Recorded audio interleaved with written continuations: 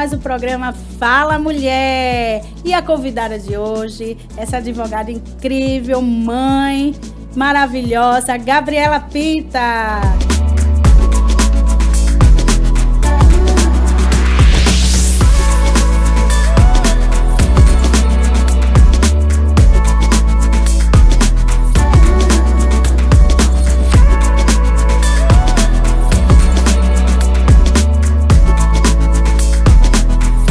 Seja bem-vinda. Boa tarde. Boa tarde. Ô, Laura, para mim é um imenso prazer estar aqui com você. Estar aqui nesse programa que tem tido uma repercussão bastante grande, positiva. E agradecer pelo convite, dizer que eu estou sempre à disposição para novos podcasts, para esse bate-papo descontraído que a gente está tendo. E as meninas pediram muito a sua presença aqui para a gente falar esses temas referente aos direitos das mulheres. Para mim, eu digo que é fácil falar sobre os direitos das mulheres, né? Porque, além de ser mulher, especialmente sobre o direito da mãe solo, eu fui e sou ainda mãe solo. E isso, quando foi me apresentado esse tema, eu me senti bem à vontade, porque eu me vi em vários pontos desse estudo e fico feliz pelo avanço da legislação, pelo avanço dos direitos da mulher, né? Com essas novas conquistas que estão surgindo. Apesar de estarmos ainda muito distantes, mas já é o início. A gente precisa ter esperança, carregar essa esperança de que muitas coisas boas ainda virão. E você me falou até que tá surgindo aí, né, novas leis que ainda não estão em vigor, né? Para as mulheres, as mães solo, vem muita novidade aí. Muita coisa boa, vou poder falar aqui um pouquinho mais para vocês de direitos, de oportunidades que estão tendo aprovação no Congresso, no Senado, e que tudo leva a crer que será sancionada pelo presidente e breve teremos benefícios para as mulheres, para as mães solo. Isso é muito importante, porque as mães solo foi um dos temas que mais me pediram no meu direct, para pedir você para falar. E antes da gente começar aqui as perguntas, né, que eu anotei todas as perguntas de vocês, tá tudo aqui, foram muitas, mas aí a gente teve que selecionar, porque não ia dar tempo. Antes da gente vir para as perguntas, fala um pouquinho. Quem é Gabriela Pita? Gabriela mãe, Gabriela mulher e Gabriela advogada. Gabriela, eu costumo dizer que eu sou intensa em tudo que eu faço. Eu sou, como mãe, eu sou intensa porque sou aquela mãe leoa, sou a mãe que me sinto às vezes culpada pela ausência da jornada, essa dupla jornada de maternar e ser profissional é uma jornada que muitas vezes nos traz um peso maior por conta da responsabilidade. Então, eu, desde meu primeiro filho, que eu fui mãe aos 16 anos... Nossa, nova! Me cobrei muito, porque eu tive que deixar ele com meus pais para que eu pudesse fazer a faculdade. E isso sempre trouxe para mim, apesar do peso de me sentir um pouco culpada pelo afastamento, mas ele foi a válvula que eu precisava para que eu pudesse correr atrás de melhorias, foi a válvula impulsionadora para que eu estudasse, para que eu me dedicasse. Então, eu ouço muitas pessoas dizerem assim que eu contrariei as estatísticas da mãe adolescente, que geralmente engravida e não vai para lugar algum. Eu consegui contrariar. E Peu, que é o mais novo, Pedro Paulo, Gabriel é o mais velho, que já é casado, advogado. Eu vi até as fotos dele, o casamento. Para mim é uma vitória, né? Passa rápido. Para nós que somos mães, a gente vê assim, meu Deus, já? E aí passa aquele filme, a nossa trajetória. E às vezes, como mãe nova, a gente é muito cobrado, né? Pela sociedade, pela nossa família, que vem as críticas, né? As responsabilidades e o amadurecimento, que a gente ainda não tá tão madura e a gente vai aprendendo com o dia a dia a ser mãe. A ser tudo, né? Porque mãe é multiuso, vamos dizer assim, é multifunções, é tudo, em uma pessoa só. E com Gabriel eu fui mãe, porque o pai dele, depois que nós nos separamos, ele se afastou e eu fui uma verdadeira mãe solo. Né? Eu tive que realmente trabalhar dobrado, me dedicar dobrado, para que ele pudesse ser o homem que ele é hoje. E com Pedro Paulo já foi uma época que eu era mais madura, a época da maturidade, a época onde os erros que eu tinha que cometer, eu cometi lá com o Gabriel, foi um aprendizado, sabe. Então a gente já está mais safa, mais esperta, então a maternidade ela termina de se consolidar. Com Pedro ela veio a consolidação, a realização. Total, né? Então eu costumo dizer que eu sou uma mulher plenamente realizada, porque meus 2 filhos me dão esse sentido. E Gabriela mulher é aquela mulher que ama a liberdade que tem, ama se sentir livre, ama os desafios, ama as responsabilidades, a luta, essa coisa de às vezes eu digo assim, ai meu Deus do céu, eu não aguento, mas eu sou movida a isso, a esse corre-corre, a essa labuta. E a Gabriela advogada, ela tem sido, na verdade, o referencial para a Gabriela mulher, porque é incrível como quando eu estou como advogada, eu consigo me travestir de uma mulher muito mais forte. Tanto que eu percebo que a imagem que eu passo para a maioria das pessoas é dessa fortaleza. Exatamente. E eu tenho aprendido com a minha terapia a trazer para a Gabriela do dia a dia, sem ser dentro do escritório, lidando com os clientes, lidando com a vida, a fortaleza da Gabriela advogada. Então, para mim, tem sido assim uma descoberta muito bacana, muito gostosa de saber que a gente pode fazer o meio termo, um equilíbrio e entender que a gente também pode se reconhecer frágil, tanto profissionalmente, tanto como mulher, como pessoa, e entender que a gente erra, acerta, cai, levanta. E é isso aí. Gabriela, eu costumo dizer também que eu sou um aprendizado constante, estou em eterno aprendizado. Para mim é sempre mágico aprender, eu estar aqui, eu presto atenção em cada detalhe. Para mim é gratificante poder ver que você é uma mulher e está à frente disso. E aí isso para mim também me traz assim aquela sensação de que nós estamos caminhando numa direção de mudança das mulheres justo do passado que nossos antepassados conquistaram, o que eles passaram para que nós aqui estivéssemos. A gente está aqui mostrando que a mulher tem um potencial, que a mãe tem um potencial. Que nós podemos tudo e ao mesmo tempo também, muitas vezes a gente não vai poder e isso não faz de nós menores em nada. Eu costumo dizer assim, às vezes eu me cobro muito como mãe.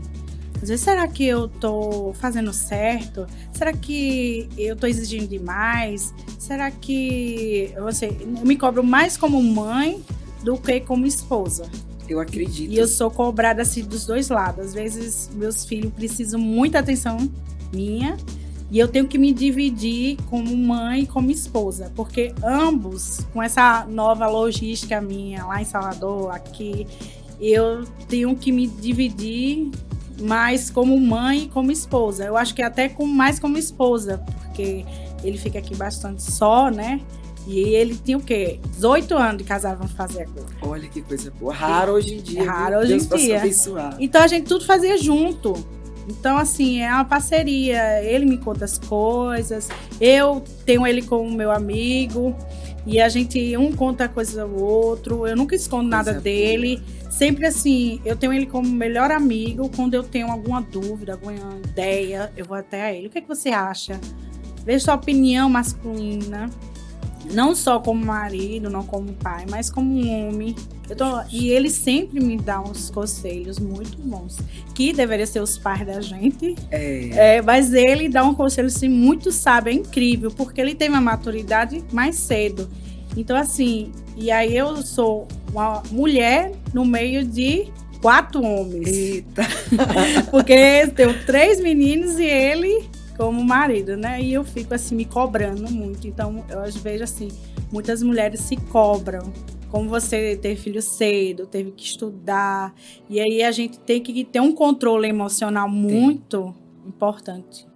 Tem. E você, na verdade, Laura, você está me contando aí um pouco, você é agraciada, porque muitas mulheres casadas, elas são mães solo, né? Não. Elas enfrentam a maternidade sozinha, isolada. porque o papel do homem é tão somente de provedor. E a mulher, ela também é provedora, mas ela também é responsável pelo lar. Então, quando tem essa troca essa contribuição mútua entre o homem e a mulher, só quem ganha é a família. Verdade. Meus filhos mesmo têm como exemplo o pai, porque ele participa, ele fez questão de participar da gestação, do pós-parto, porque a gestação minha foi muito complicada. Eu era daquelas ficar de cama, no soro, eu tive hipermese gravídica, que é aquele excesso de enjoo. Eu fiquei magrinha. Mas... Aí quando eu acordava, eu via, olhar pro lado, tava ele trocando soro. Ele aprendeu. Então ele fazia questão, quando eu tive os meninos, minha mãe, né? Geralmente é a mãe que vai lá fazer o pós-parto, não. Ele se dividia, sair da empresa e fazendo questão de me dar banho, vestir, né? A gente veste aquela roupa apertada, dar banho no menino, de dormir. E eu falava, não, o dia é tão corrido na empresa, deixa que minha mãe dorme aqui. Não, ele fazia questão de dormir, porque na mente dele, se precisasse, ele estava ali. Então, ele foi muito importante. Muito. Supriu todas. De fato, é um pai presente. Um marido presente. Em tudo. Até que as pessoas falam assim, você é muito dependente emocional. Não é que é dependente emocional. É porque é muitos anos contando com essa parceria. Aí essa distância, eu tive que lidar muito com o meu emocional por conta disso. Foi muito difícil. E para os meninos também. Porque tinha o pai ali todos os dias. Aí o pai vai toda sexta, eles ficam, meu pai já chegou? Meu pai já chegou? Aí estão agora os dois aqui, né? Agora com um empreendimento novo, a cafeteria vai surgir, agora a produtora. E eles estão aprendendo a lidar, porque já estão rapazes. E aí vem o pequenininho que tem um emocional que você tem que falar. Oi, você já tá um rapazinho, a mamãe e papai precisa. Então esse emocional que você passou em seguir uma carreira, a gente se cobra muito. Cobra. E sozinha, se você acompanhada já é difícil, imagine sozinha. Mas as lutas vão surgindo e Deus vai capacitando, vai dando oportunidades, vai abrindo portas. Eu acho que quando a gente tem fé, a gente enfrenta tudo e acredita sempre naquilo que a gente nem tá vendo. A gente simplesmente acredita e se lança. Eu sempre fui uma pessoa positiva. Eu não sei você. Eu sou muito positiva. Eu acho que quando a gente tem pensamentos positivos, tudo dá certo. Tudo conspira. Dá certo. Tudo. Porque o tempo de Deus, eu costumo dizer para todo mundo, o tempo de Deus é diferente do nosso. O nosso a gente quer agora, imediato. Mas Deus, eu já observei, ele age no momento certo, na hora certa. Até porque possa ser que a gente não esteja pronta para receber aquilo, né? É o que eu falo sempre. Vamos lá, a primeira pergunta. Como a legislação brasileira protege os direitos das mulheres em caso de violência doméstica? A violência doméstica é um tema bem sutil, porque às vezes quando a gente pensa em violência doméstica, a gente acha que a violência ela está resumida a mulheres de baixa classe, a violência física. E o mais incrível é que só aconteceu a proteção da lei, da legislação, a partir de 2006, com a Lei Maria da Penha. Então, até 2006, nós não tínhamos uma lei que tratasse sobre a violência. Imagina. Inclusive, nós também não tínhamos um local adequado para poder falar a respeito da violência que estávamos sofrendo. Hoje nós temos núcleos especializados para atendimento da mulher, que são NEAN, aqui em Senhor do Bonfim mesmo tem o NEAN. Tem o DEAN, que são delegacias especializadas de atendimento à mulher, que são em cidades maiores, onde a mulher ela, que é vítima da violência, né, ela tem um atendimento especial, ela é ouvida naquele momento e tudo que ela passa é registrado para que ela de novo não precise perguntar, para que não venha de novo aquela vitimização. Ela tem o amparo de profissionais que ouvem, que dão apoio psicossocial e dentro do que ela precisa, sem pré-julgamento. né? Que muitos têm medo, né, é, de ir, porque eu lembro que antes da Lei Maria da Penha, eu já acompanhei amigas que sofreram, né, violência doméstica, e quando chegava lá, recebia deboche dos homens que estavam na delegacia. Então, muitos tinham esse medo de chegar lá e ouvir, né, não ser acolhida e ser criticada. E, com certeza, então, a Lei Maria da Penha e esses núcleos criou essa possibilidade, inclusive, de respeitar o processo de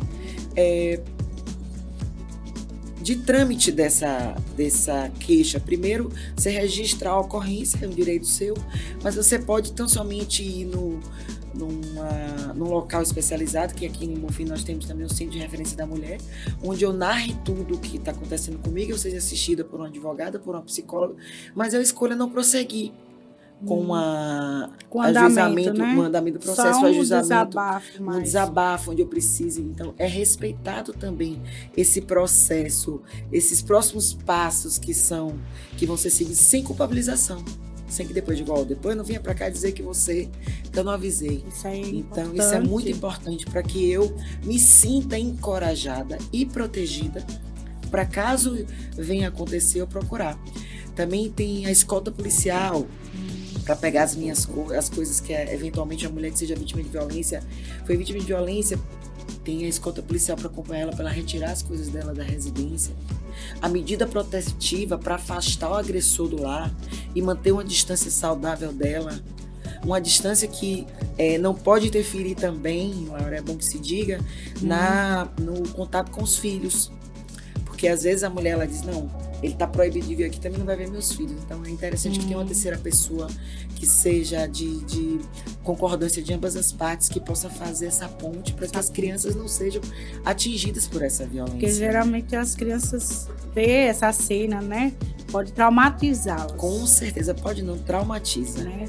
E aí, além desse atendimento, né, psicossocial, esse atendimento de saúde, porque muitas vezes elas chegam machucadas, feridas, também tem o direito da mulher ser assistida na Defensoria Pública, independente da renda que ela tenha. Isso é muito importante. É algo que também muitas mulheres não sabem. Às vezes tem mulheres, né, que têm um poderio econômico maior e que, às vezes, uma cidade pequena como a nossa, eu não vou procurar advogado tal, porque conhece, pode falar, e às vezes você se sente mais seguro indo na Defensoria Pública. Então é um direito que lhe assiste, de ser assistida sem que você precise pagar nada por aquilo. Portanto, a vocês que não sabem, com certeza. Você tem esse direito da direito. Defensoria Pública de ser ouvida. Com certeza. E é muito importante, porque muitas não sabem, eu não tenho dinheiro, eu não tenho condições de pagar um advogado. É, verdade. A Defensoria Pública está aí para isso. E o Centro de Referência da Mulher também, aqui no nosso município, tem uma advogada especializada. E só mulheres trabalham nesse Centro de Referência. Isso é importante. Para justamente deixar as mulheres mais à vontade, né? Para deixar elas livres. Sem falar que tem o seguinte, elas têm acesso... A mulher que é vítima de violência, ela tem acesso prioritário a programa social, programa habitacional, programa de emprego, de renda... E ainda tem a mulher que ela trabalha com carteira assinada. Ela pode se manter afastada do trabalho por até 6 meses, sem prejuízo do seu rendimento. São coisas que muitas vezes, muitos direitos que não são esclarecidos para nós. Se nós estamos sendo vítimas de violência, isso é registrado num órgão responsável, inclusive tem o Disque Denúncia, o número 180, onde você relata o que está vivenciando e eles encaminham para o órgão responsável para que sejam tomadas as medidas necessárias. Então, eu acho que nós tivemos um avanço, em que pese isso ter acontecido somente a partir de 2006. Imagine as mulheres antes disso, o que elas passavam. Justamente, porque não é somente a violência física, nós temos a violência psicológica, nós temos a violência sexual, nós temos a violência moral e a violência patrimonial. Então, às vezes, quando a gente para ouvir relatos dos tipos de violência, muitas de nós já vivenciamos alguma espécie de violência em algum momento das nossas vidas. Verdade. Agora, parando para pensar assim, a gente passa um filme, né? Justamente. Patrimônio. A mulher que está se divorciando, às vezes o homem ele coloca ela numa situação de total desespero. Ela não tem como dizer não para aquilo. Ela encara o divórcio e aceita as condições dele, ou ela vai sofrer, ou tem uma penalidade, ou ele usa o artifício de dizer que vai tomar as crianças, então ela passa a ser vítima de uma violência patrimonial, porque ela vai ter o patrimônio dela menor, e também a violência física, ou a violência psicológica, porque implanta na cabeça dela o terror de que os filhos serão retirados dela. Isso, né? Muitas ficam com medo, assim, por que não denuncia? Mas ele vai tirar meus filhos, porque ele tem condições mais do que eu. Muitas pensam isso. Com certeza, sem falar também na mulher que tem a dependência emocional. A mulher que não acredita que é capaz de encontrar outro homem. Sim. E o homem, ele cria essa ideia de que só existe ele, de que muitas vezes, não, você tá velha, não, você tá feia, você tá gorda, você tem 4 filhos, quem vai te aceitar de outra forma? Isso. Eu escuto muito isso das meninas falando as isso. Violências psicológicas, a violência psicológica sofrida pelas mulheres hoje, ela é de um tamanho muito maior, muitas vezes, do que a violência física. Porque ela não é registrada. Não existe a denúncia da violência psicológica na maioria das vezes. São poucas as vezes. E quando chega ao ponto de relatar uma violência psicológica, é porque ela vem acompanhada da violência física. Chega ao extremo de você sofrer agressão para que você chegue a denunciar e acabe vindo à tona vários outros tipos de violência. Essa psicológica mesmo, eu estava até comentando aqui com a Gabriela, sobre, olhando a internet, né? Um cantor famoso, vou dizer o nome, um cantor famoso aqui na Bahia, falando no podcast que ele falava para a esposa que ele queria, porque queria ter um filho. Que se ela não desse um filho, não daria certo o casamento. Isso é uma espécie de pressão psicológica. Né? A mulher, ela se coloca numa situação onde ela não quer, que muitas vezes talvez ela não tivesse sentido preparada, ela não fosse esse o desejo dela, né? Porque inclusive é um direito que assiste a vocês mulheres, dizer assim, eu não quero ter filhos. E isso também não lhe faz menos mulher, nem menor do que ninguém, né? Do mesmo jeito que tem homens que optam por não casar, por não ter filhos, nós mulheres também temos esses mesmos direitos. Então, talvez esse fosse um desejo dela, mas que ela acabou por abrir mão para atender. Então, não deixa de ser uma espécie de pressão, uma violência psicológica. Eu via lá nos comentários, isso é um abuso, porque ela falava bem assim, eu pensava em ter mais na frente, não agora, até então, porque eles tinham muito pouco tempo recém-casado, ela já passou por uma turbulência da parte dele, de muitos babados de traição. Acho que ela queria dar um tempo, né? Porque a chegada do filho muda tudo. É uma responsabilidade. E eu digo, principalmente, que quando o homem pede o filho, não esqueça que é a mulher que fica quando ele se vai. Com certeza. E é esse o grande lance, Laura, porque eu costumo falar que a mulher que deseja, que tem um filho, que deseja ser mãe, esse tem que ser um desejo dela. Sim. Eu desejei os meus 2 filhos, apesar de ter sido mãe aos 16 anos, mas eu sempre quis ser mãe. O desejo de ser mãe sempre foi meu, inerente, nato, tanto que eu tinha traquejo para cuidar dos meus irmãos mais novos, do sobrinho, mas a mãe que tem um filho, a mulher que tem um filho, para satisfazer o homem, ela está cometendo um erro. Porque se eventualmente essa relação não der certo, a responsabilidade, especialmente afetiva, em relação àquela criança, é da mulher. E se ela não estiver preparada psicologicamente, financeiramente, ela tende a criar uma criança frustrada, uma criança cheia de traumas. E talvez seja por isso que a gente tem vivenciado um mundo tão de cabeça para baixo, tão avesso hoje em dia, né? Porque às vezes a mulher, quando ela é abandonada, né? Muitas é abandonada na gestação e outra após, né? Ela fica sozinha. Quando ela se vê só, para criar só, e ter que ir na justiça, atrás de pensão. É uma humilhação, porque eles acham que aquele dinheiro que é determinado, que a gente vai comentar sobre isso, é uma grande coisa, que dava sustentado e tudo. Que a mulher tá usando pra farrear. Isso, pra fazer o cabelo, pra fazer a maquiagem, pra ir pra festa. Minha gente, não dá quase pra nada. Não dá nem para os direitos básicos da criança, na maioria das vezes. Porque imagina aí, você é casada, você tem 3 filhos, não é isso? Isso. Pronto. Quando o homem se separa, existe a obrigação dele em relação às crianças de deixar um percentual do salário dele para sustentar as crianças. Imagine, o salário dele de 100%, que antigamente mantinha a casa toda junto com o seu salário de 100%, ele sai de casa, ele volta a ser solteiro e ele deixa apenas 30%, 40% do salário dele. Você precisa se virar para suprir tudo. A parte financeira e a parte emocional. Que os pais, muitas vezes, são pais de finais de semana, são pais de férias escolares, e muitas vezes são pais que desaparecem. E muitas vezes eu vejo que vira mais pai do filho da próxima que ele está do que o próprio filho. Eu já presenciei isso. Infelizmente, tem muitos casos que eu vejo, é um absurdo, tem muitos casos que eu vejo.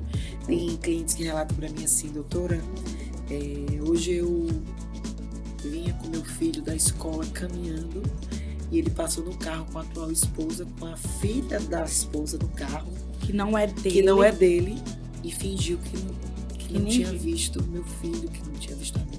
E meu filho, quando avistou o carro do pai, começou a gritar: minha mãe, meu pai, minha mãe, meu pai, com a mãozinha. E ele passou direto.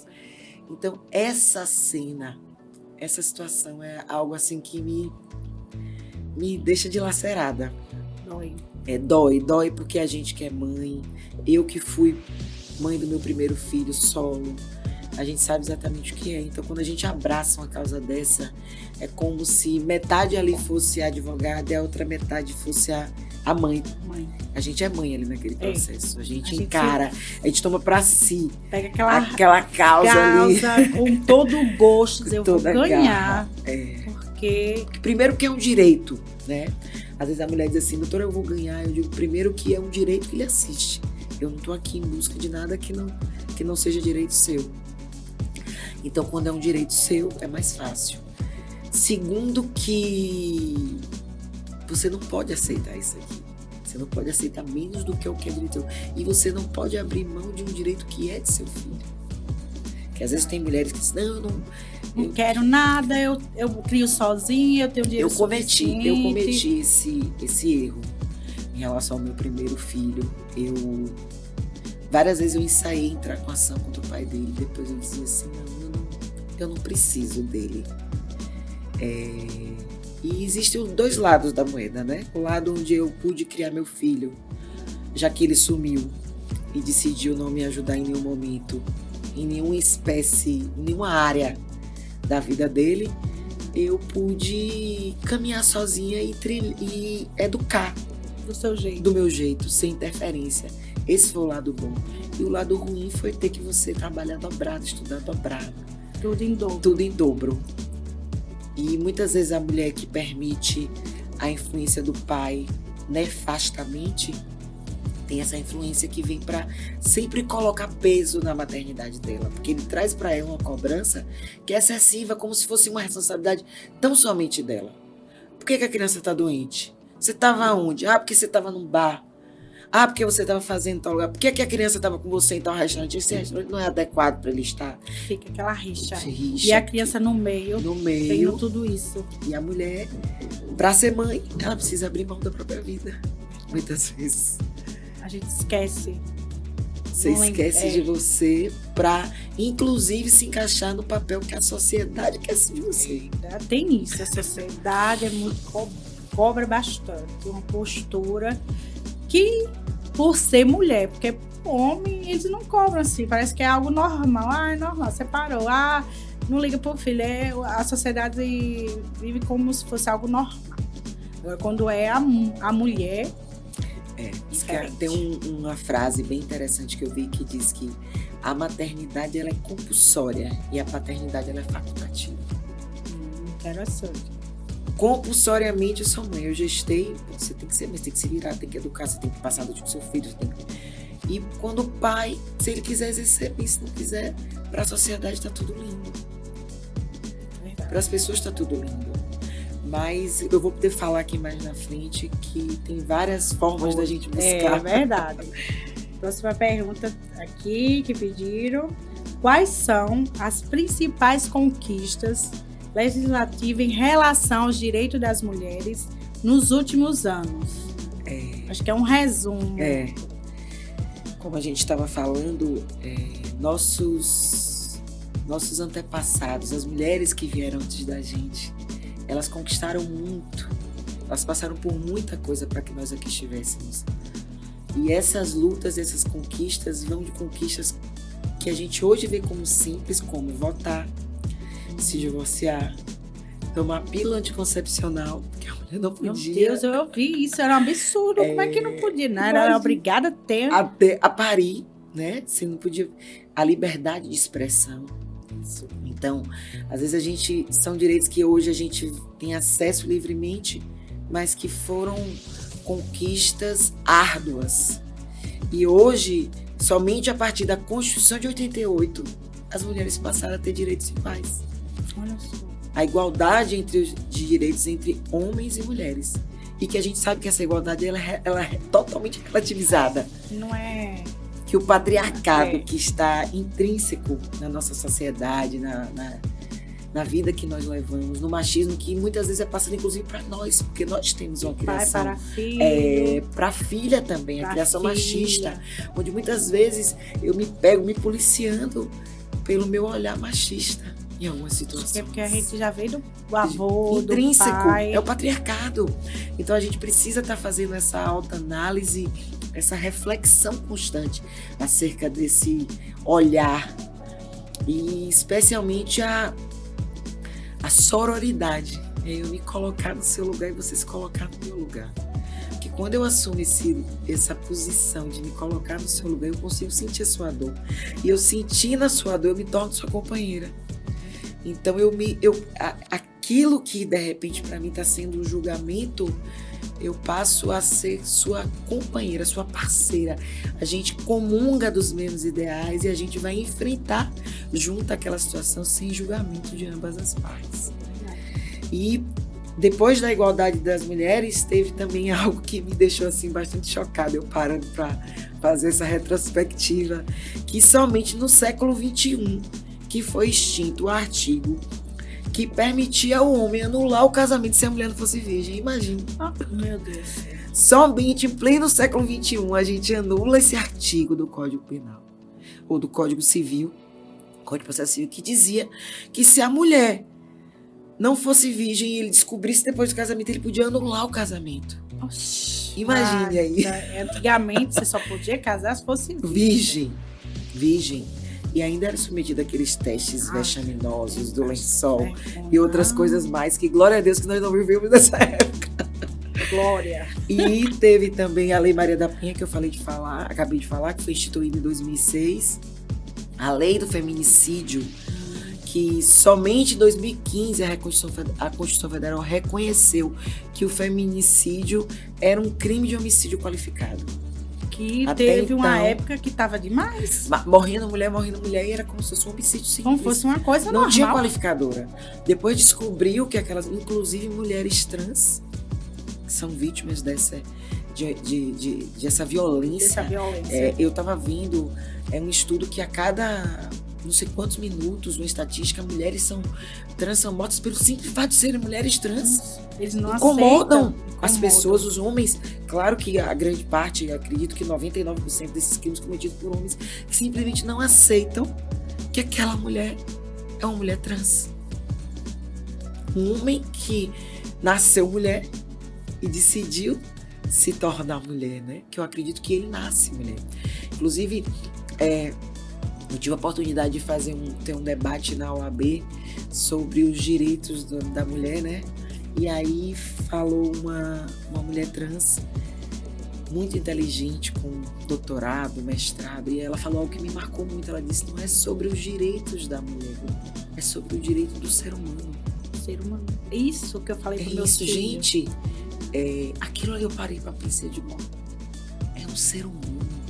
A gente hoje, os valores, esse senso de justiça deturpado, esse ódio inconcebível. Que acaba virando um ódio. Dizer, é porque assim, criaram, porque muitos dizem, porque tá na moda. Nasceu um menino e tá se sentindo menina.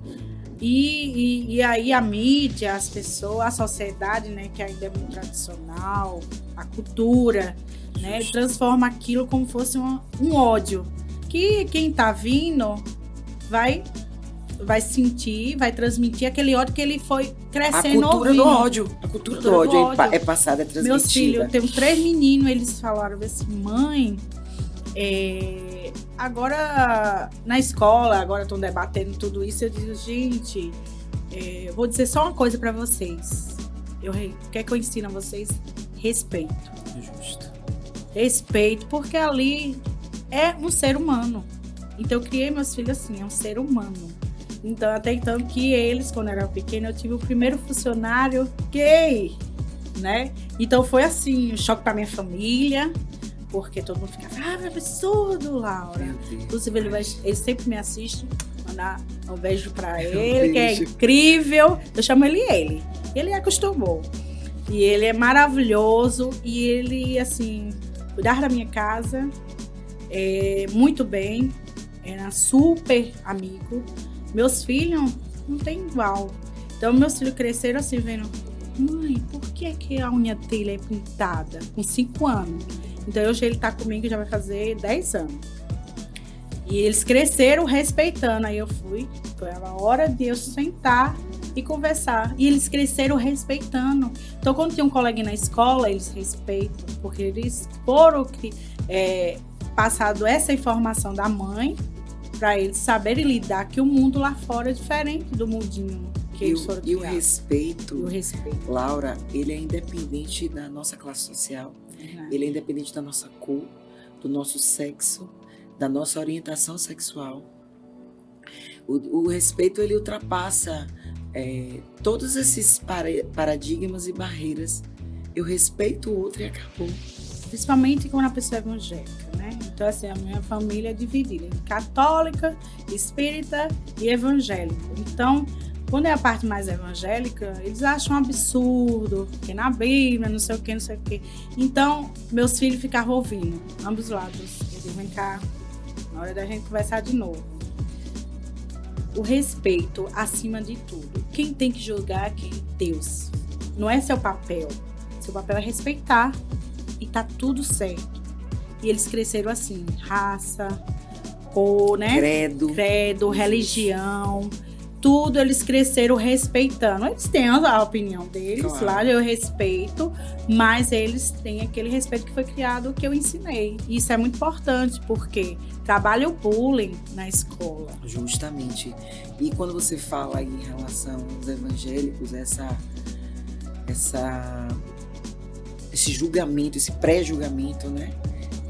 É porque, na verdade, existe uma religiosidade, é o que eu tenho visto hoje em dia. A religiosidade tem afastado as pessoas de Deus. É verdade. Porque Deus é amor. Deus, ele não faz acepção de pessoas. Então, quem sou eu para julgar o outro?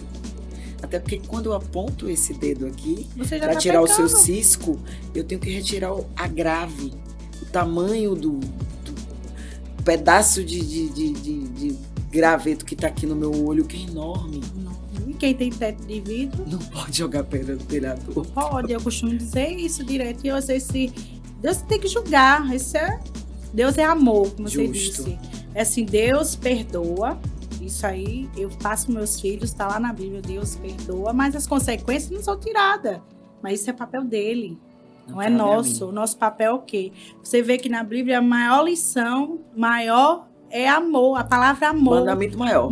Mandamento maior. Amar a Deus sobre todas as coisas e ao próximo como a si mesmo. Pois é, como é que eu vou amar a Deus e o meu próximo eu estou julgando? Justo. Então, não tem como. Já destoei completamente. E aí, dando prosseguimento, tem também a importunação sexual feminina. Somente em 2021 foi criada uma lei que prevenir e reprimir essa importunação sexual, que seria o quê? A prática de atos libidinosos de homem em relação à mulher. O homem podia praticar qualquer ato que não era punido.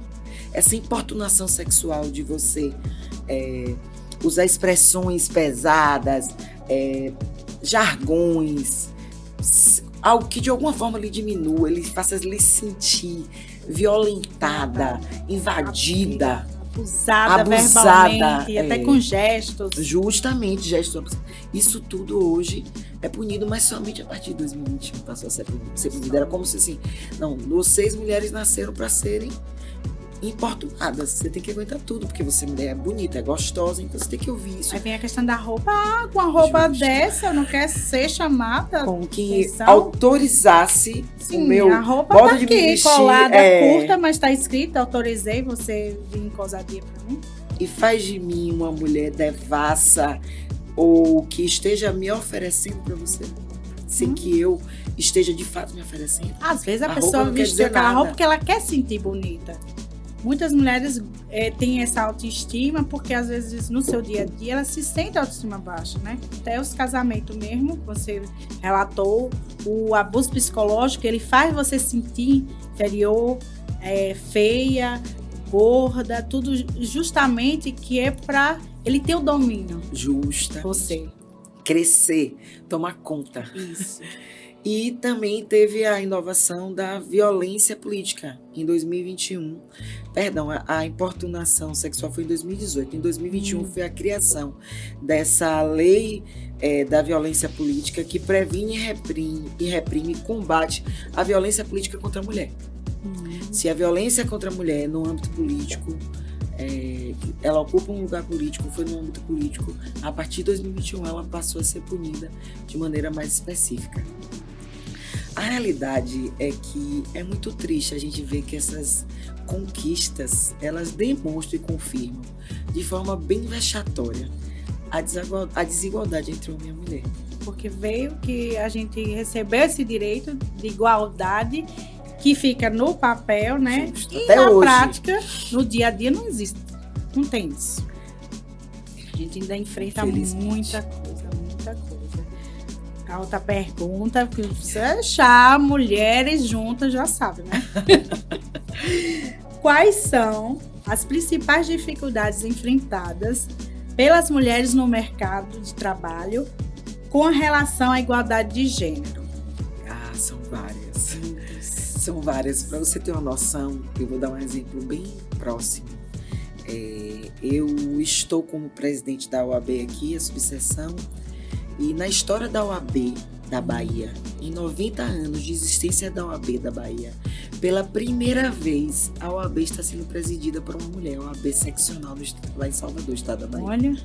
Imagine, 90 anos de existência, pela primeira vez uma mulher preside. De ter sido, como é que os homens lá receberam isso? Interessante que, graças a Deus, nós temos colegas que aplaudem e caminham lado a lado com essa conquista. Inclusive unem forças. Nós temos a doutora Daniela Borges, que é a presidente da seccional, que é uma mulher brilhante, é uma mulher à frente do tempo dela, que uma feminista atuante que luta pelos direitos das mulheres. Inclusive, ela foi a mulher que criou a paridade de gênero dentro da OAB, que deu a obrigação de que para que você possa compor essa diretoria tem que ter necessariamente mulheres compondo o quadro. Antigamente não existia essa obrigação. Hoje existe essa obrigatoriedade. Hoje nós somos, acredito que mais da metade de mulheres compondo os quadros da Ordem dos Advogados do Brasil. Por isso que eu vi uns vídeos, umas fotos diferentes do passado, que era só aquele homem. Hoje você já vê assim, já diversificado. Vê mais brilho. Mais brilho. Logo eu vi que tinha uma coisa diferente, até a decoração, quando é eventos, é mais toque feminino, é diferente. Um olhar mais. Mas... E aí, mas em que pese todas essas conquistas, nós enfrentamos a diferença salarial. As mulheres ganham menos do que o homem. E as mulheres negras ainda ganham muito menos do que as mulheres brancas ainda. Existem estatísticas, dados do IBGE, que constatam assim, de maneira bem triste, assustadora, essa diferença. As mulheres também enfrentam dupla jornada. Você tem que trabalhar e maternar. A maternidade e o trabalho.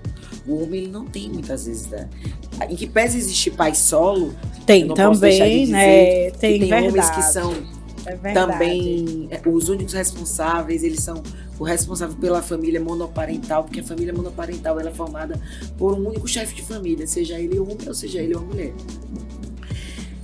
Apesar de serem muito, muito poucos, existem homens, inclusive eu conheço homens que exercem esse papel com grande maestria. Que é pai e mãe. Que é pai e mãe. Eu conheço Mas também. a maior parte do tempo somos nós que temos que trabalhar fora de casa e ainda assim dar conta das coisas de casa e da jornada como mãe.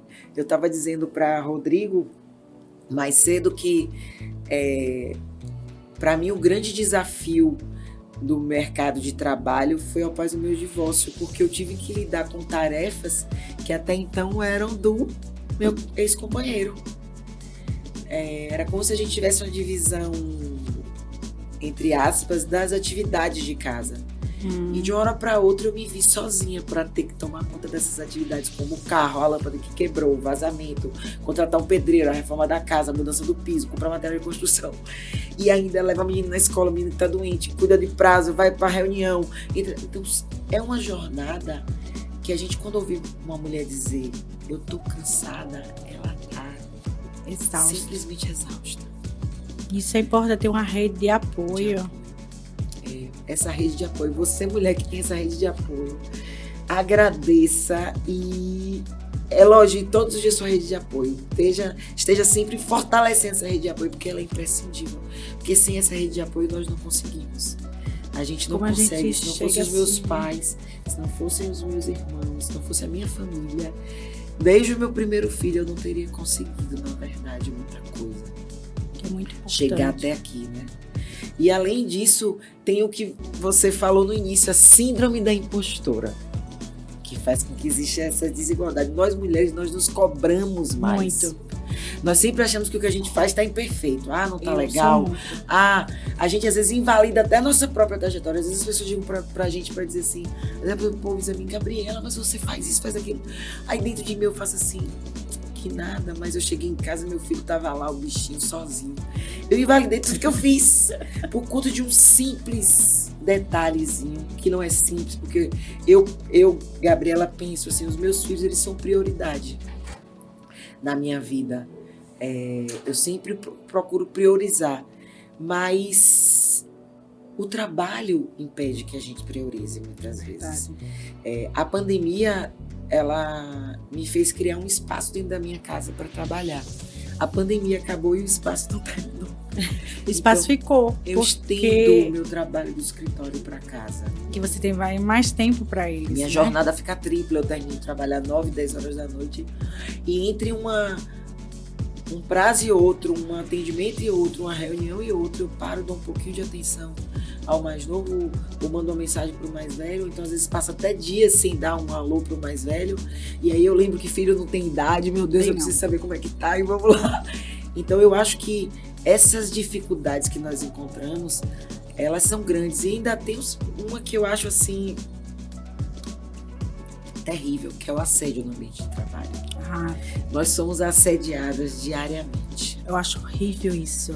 É como se a gente tivesse com a placa autorizando. A gente autorizasse todos os dias ouvir gracinhas, deboches. Até o elogiar você é tem diferente. Um elogio que é diferente. Você sente a malícia. Você sente a malícia, as piadas de fundo difundida, que é para poder, como se fosse uma pegadinha. Às vezes você até responde de maneira natural. E você não percebe aquela maldade, né? Além da cultura pouco inclusiva, as empresas hoje favorecem o machismo e o sexismo no ambiente de trabalho. Existe. Homens são melhores. Não, aquele homem, olha o currículo dele. Com certeza esse homem não vai faltar trabalho porque o filho ficou doente. Com certeza esse homem não vai ter TPM. Então, existe esse favorecimento, só que existem também estudos e índices que mostram que as mulheres que ocupam cargos altos, lugares de destaque, elas produzem mais do que os homens. Verdade. E quero deixar bem claro aqui que eu não estou aqui provocando uma cultura de acusar o homem ou mantê-lo afastado da mulher. Eu acho que o homem, eu particularmente penso que o homem, ele nasceu para ter uma companheira e a companheira para ter um companheiro. Verdade. Eu tenho atualmente um namorado que, se Deus permitir, vai ser marido. A gente está caminhando, mas não estou aqui fazendo a cultura do feminismo exacerbado. Eu sou contra esse feminismo onde coloca o homem numa posição que tem que estar debaixo do pé da mulher, né? Eu acho que tem que ser a igualdade como de fato está prevista constitucionalmente. Nós devemos caminhar lado a lado. Tem um ditado que diz assim: por trás de um grande homem tem uma mulher. Não é por trás, é do ao lado. lado. Que ao lado caminha junto. Lado, a gente está caminhando junto. É uma troca. Quando você falou aí, eu fiquei olhando, é raro, mas é uma troca, é reciprocidade. É raro mesmo. Ele precisa de você, mas você também precisa dele. Exato. E ele reconhece isso e você reconhece isso. Verdade. Só que hoje em dia não existe esse reconhecimento. E tem a menor inserção no mercado de trabalho. Infelizmente, menos mulheres estão inseridas, além dessa cultura pouco inclusiva. Nós vemos que os cargos são ocupados na maior mais por parte, homens do que mulheres. mais por né? homens do que por mulheres. Minha empresa mesmo é dividida ali. Tem bastante meninas. E assim, a parte mais pesada é para os homens. E aí eu fiquei assim no meio. Eu tenho uma funcionária que ela é incrível. A Claudiane. Ela é do escritório Gameleira. Ela faz tudo. Ela mesma por si. Era o quê? Era para ela atender, recepcionar, receber pagamento, não.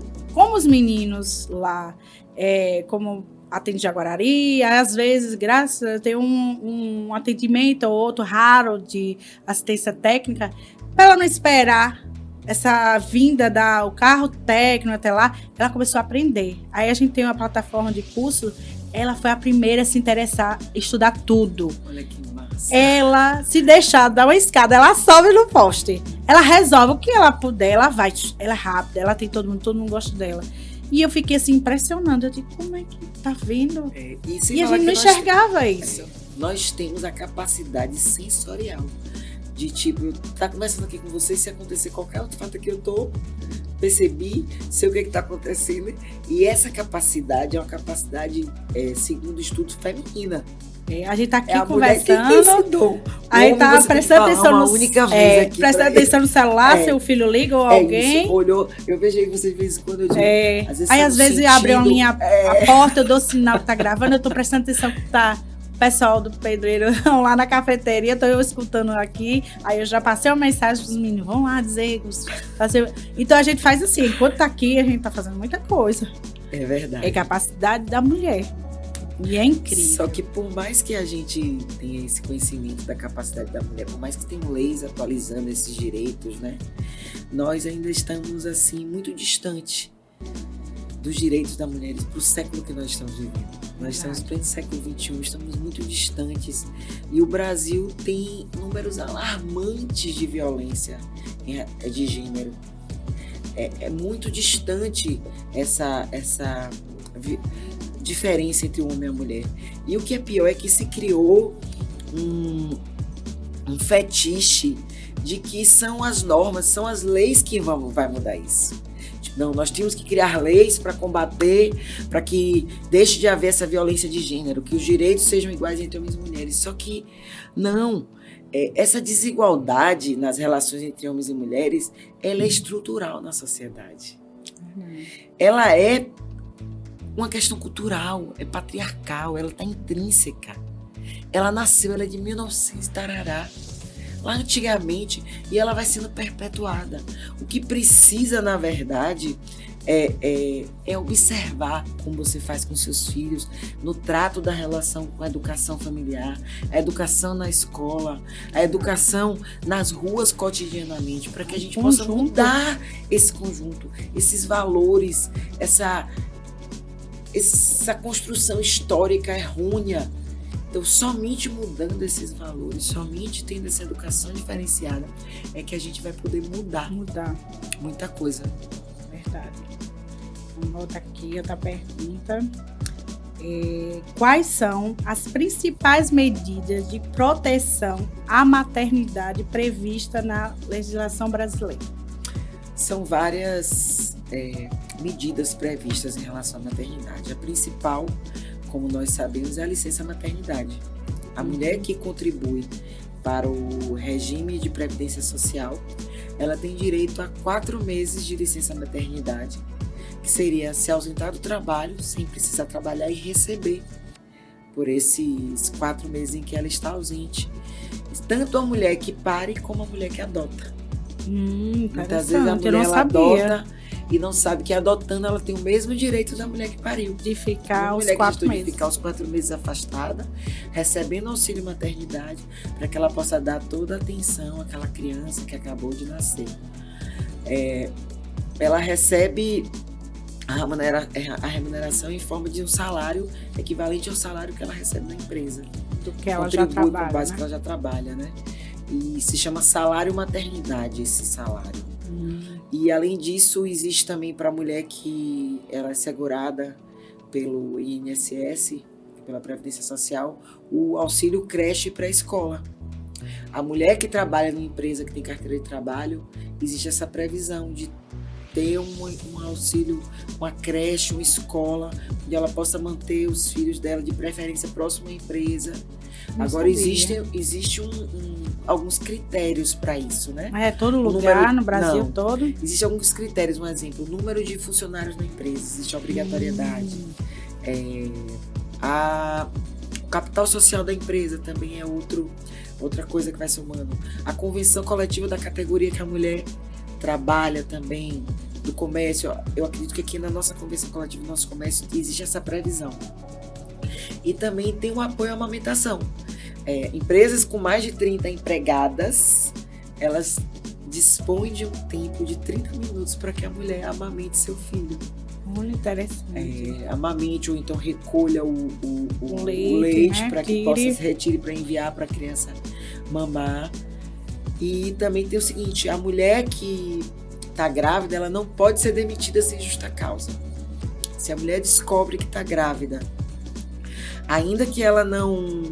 Se ela for demitida e descobrir... Não, vem cá, eu fui demitida e descobri que quando eu fui demitida eu estava grávida. Ela tem o direito de ser reintegrada.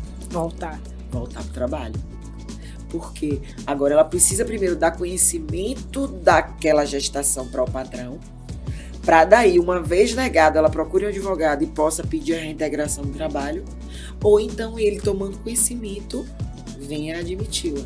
E ela não pode ser demitida nem por justa causa enquanto ela está grávida e até ela retorna, 4 meses, justa, 4 meses após a ter o bebê. Também tem o direito da empregada, enquanto está grávida, sem prejuízo de seu salário, poder se ausentar para ter acesso a consultas médicas. Porque é importante, né? Esse acompanhamento médico. Muitas mulheres não sabem disso, ficam preocupadas. Tem patrão que diz assim, não vou descontar do seu salário. Vou descontar porque você faltou. É um direito seu ter essa consulta, ter esse atendimento médico e de exames complementares que às vezes precisa de uma ultrassonografia. E fazer exame de sangue. Justo. Toma até injeção, tem que sair para ir no posto, né? Que tem as vacinas. Justamente. E vários outros direitos, né? Que existem para a mulher, para a maternidade, que com a ajuda que a mulher ela não pode deixar de procurar os seus direitos, de preferência procurar um especialista na área que possa assegurar ela todos esses direitos. Outra pergunta aqui, também é muito importante. Quais são os principais desafios enfrentados pelas mulheres, né, na guarda compartilhada dos filhos? Ai, meu Deus. Eu vou dar um conselho aqui para você, mulher que está separada e ainda não regulamentou a guarda do seu filho. Você precisa ir em busca da regulamentação da guarda. Por quê? Porque até que ela não esteja regulamentada, a guarda pertence a ambos os pais. Isso significa dizer que se o pai retira o filho de casa e ele resolve se mandar com ele, para Deus sabe onde. Eu tive um caso de uma cliente que o pai pegou o filho e fugiu com ele. Mas na verdade ele não fugiu. A guarda não estava regulamentada. A maioria das vezes a guarda fica com quem está com a mãe, que é quem está com a posse da criança, quem está nos cuidados diários. Ou então existe a guarda, e ainda assim, que pese ela estar com aquela guarda, a guarda é compartilhada. Mas quando ela não é regulamentada, que é de forma compartilhada, qualquer um pode sumir, qualquer um pode ir embora e deixar a mãe desesperada diante disso. Essa regulamentada pode ser amigável? Justamente. Ou pode dar entrada? Não. Você pode... O ideal é que você... Se você tem uma ação de pensão que está regulamentada, a pensão da criança, regulamentou as visitas da criança, que é imprescindível também, até para que o pai não resolva bater qualquer hora do dia na porta, dizendo que é o meu direito de levar, e acabe criando toda essa confusão. Você que diga, a guarda é minha, a guarda é da minha. Se você for para qualquer lugar, se você precisar viajar, você precisa pedir a minha autorização. Importante. E existe a guarda compartilhada, que é aquela guarda onde 15 dias comigo, 15 dias com você. Mas a maioria das vezes a guarda fica com a mãe, porque a criança mora com a mãe. E se o pai precisa fazer qualquer atividade que fuja além daquela que foi regulamentada na visita, ele precisa informar para a mãe e pedir autorização a ela. Isso é importante. E aí o que é que acontece? Questão de pensão. Às vezes, tipo assim, eu conheço pessoas próximas que o filho fica, por exemplo, a semana toda com a avó paterna na casa do pai, porque a mãe, ambos trabalham. E à noite o pai pega o filho e leva para a mãe. E esse direito aí, a pensão, por exemplo, é compartilhada ou só é do pai? A pensão ela é relativizada conforme as necessidades da criança e as possibilidades dos pais. Existe um binômio que precisa ser seguido. O que a criança necessita? E o que é que aquele pai e aquela mãe pode dar, que é a possibilidade. O binômio necessidade versus possibilidade. Então, num caso como esse, onde existe a guarda compartilhada, onde existe a divisão também das despesas, normalmente não existe pensão determinada. Eu tenho um caso onde a mãe não recebe nada do pai e o pai também não recebe nada da mãe. Mas ambos contribuem, porque passa 30 dias na casa do pai, 30 dias na casa da mãe. Porque de Eles manhã compartilham essa guarda, então compartilham as responsabilidades e compartilham as despesas de maneira igualitária. Tudo que surge de extra é dividido igualmente, porque as responsabilidades e a responsabilidade afetiva também é compartilhada. É dos dois. É dos dois. Porque acho que os pais ou as mães cobram muito, às vezes, do pai. Ou o pai cobra muito da mãe. E esquece que os dois são pai e mãe de um ser. É a responsabilidade dos dois. Não tem esse negócio de divisão, inclusive, né? Tem gente que, infelizmente, a gente tem que ir pro papel. Para deixar tudo isso claro, inclusive a regulamentação de visita. Você, mãe, que o pai não está cumprindo com o direito de visita, você informa isso na justiça e pede que seja imposta uma multa para aquele pai que é ausente, pelo fato dele não estar se fazendo presente na vida da criança, não estar visitando. É chamado alienação parental? Não, alienação parental é quando eu uso do meu poder de pai para colocar aquela criança contra a mãe. Ah, sim. E pode ser tanto por parte da mãe quanto por parte do pai. Eu jogo o meu filho contra o pai dele. Eu faço alienação, eu faço com que ele não tenha o desejo de estar com ele. Eu faço com que ele veja o pai como algoz, como alguém que não é boa a companhia. Então ele começa a dizer assim, né? Eu não quero. Quando a mãe fala mal do pai ou o pai fala mal da mãe existe para uma a criança. alienação parental. A criança começa a entrar num clima, num campo minado, contexto, né? Onde a briga é do casal.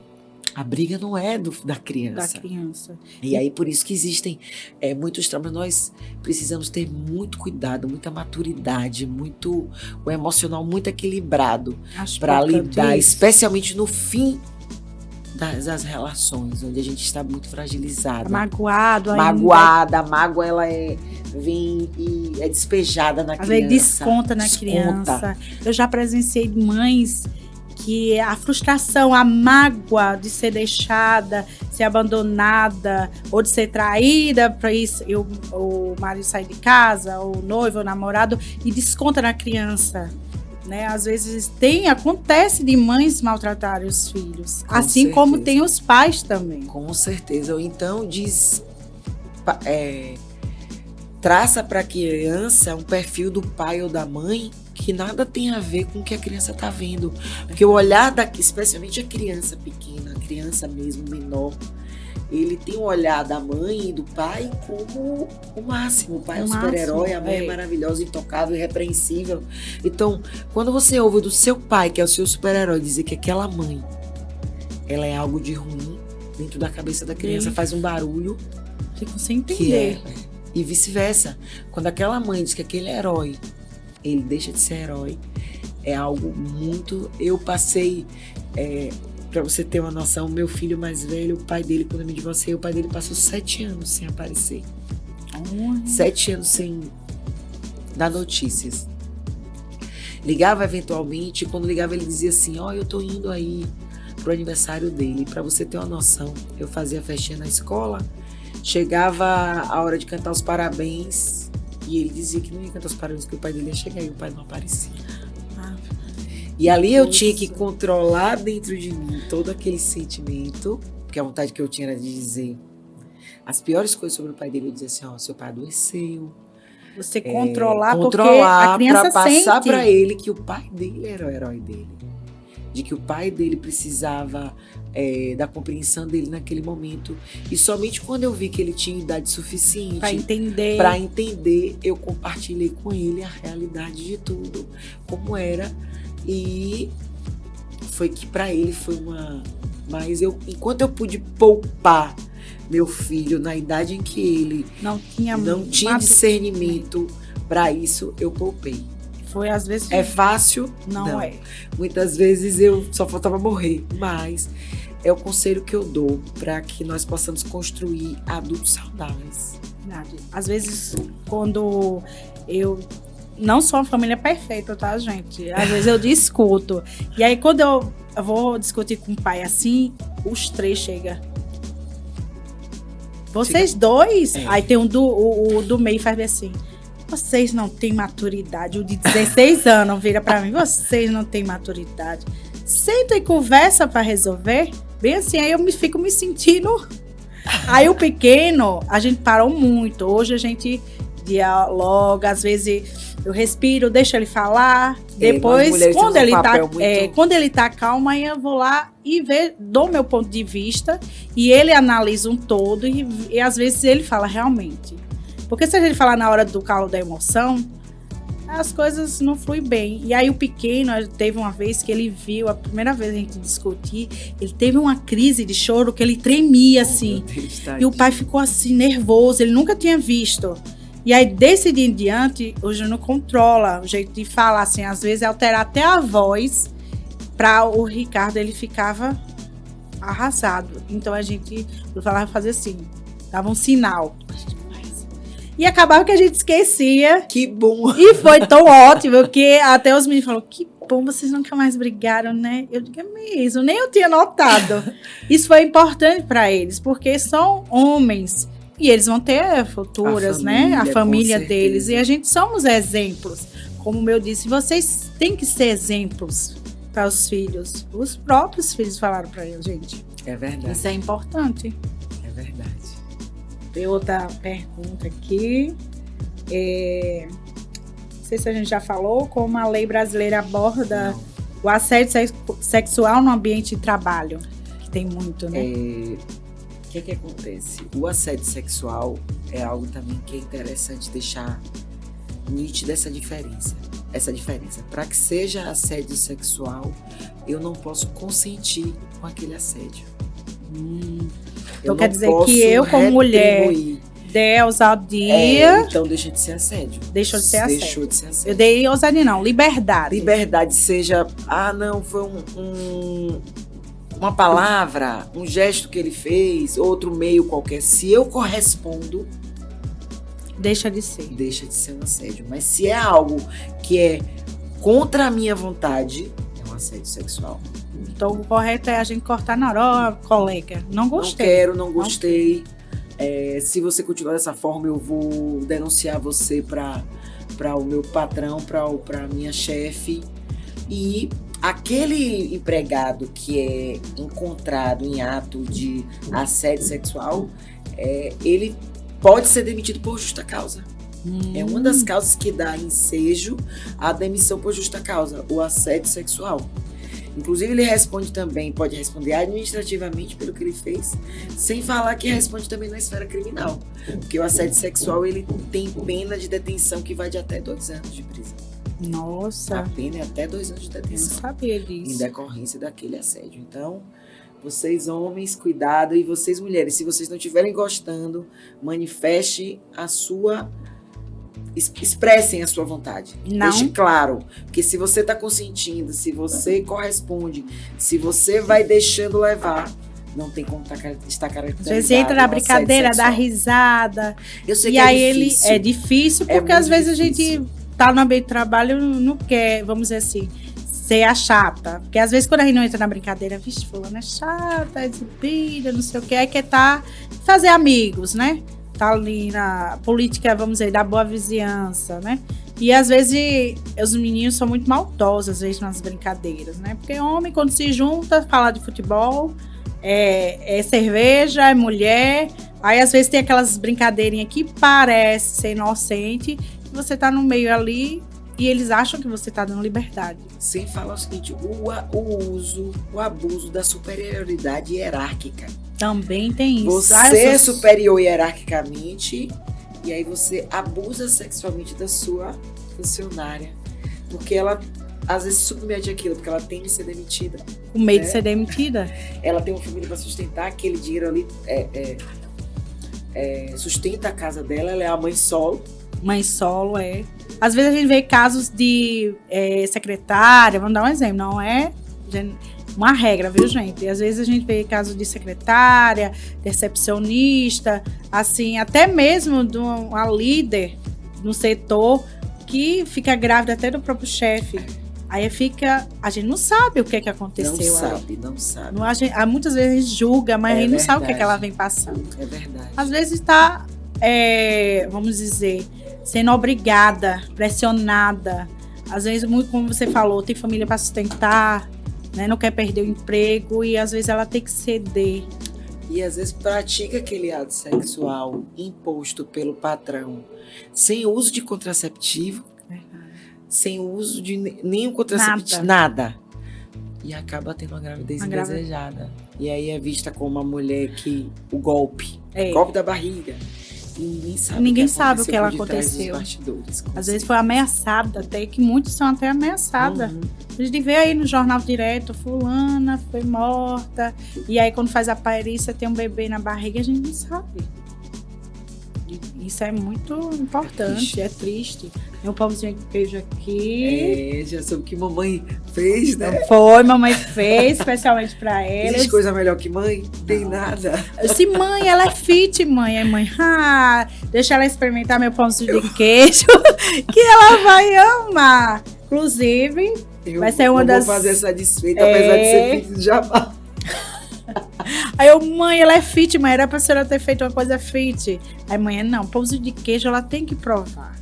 Eu, tá bom, mãe, tá aqui, ó, seu pãozinho de queijo ela provando. Porque nossos convidados aqui não tem que experimentar alguma coisa lá, que em breve vai ter na JR Coffee, né?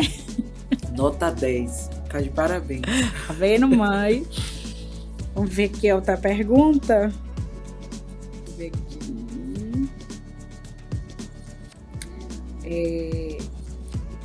Quais são os principais direitos das mães solo no Brasil? Será que a mãe solo tem direito?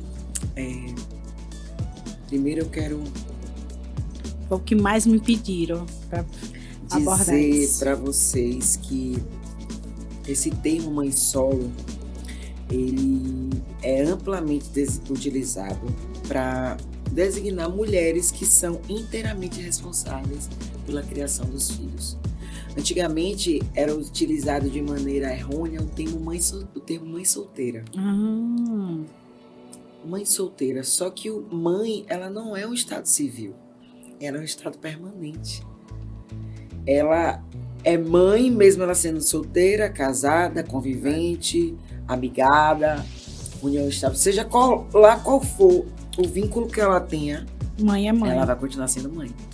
Só que a mãe solo é aquela mãe sozinha na criação do seu filho. Em tudo. E a mãe solo, ela pode ser casada.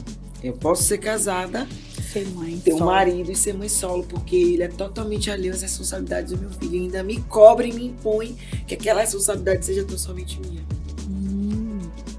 Eu sou mãe solo também, se eu vivo isso.